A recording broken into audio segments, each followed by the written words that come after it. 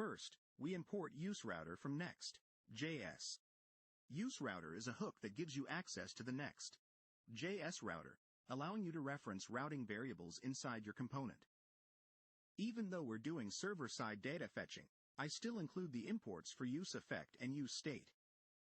It's good practice, as you might need to use state or effects later on in your component. In this example, they are not used, but it's important to understand their potential use. Now we export an asynchronous function named getServerSideProps. This function is specific to Next.js and runs on the server for each request. It receives a context object containing various properties, including the params of the current route. Inside the function, we destructure the params from the context. The params object contains all the dynamic parts of the URL, which are defined in the file name within the pages directory using square brackets. Next, we destructure the id from params. This id corresponds to the dynamic segment of the URL, which you would define in your page file name as id.js, for example. Using the id, we perform a fetch request to an example API.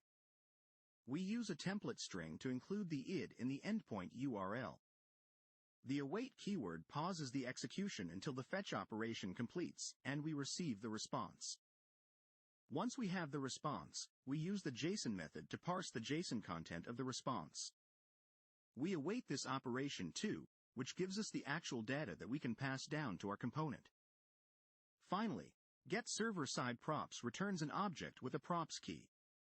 This object contains the data we fetched, which will be passed to the page component for server-side rendering. That concludes our getServerSideProps function.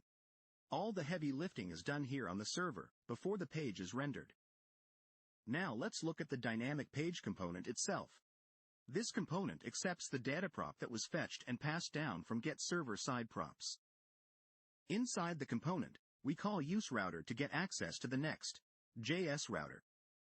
This could be useful if you need to access additional route details or perform navigation.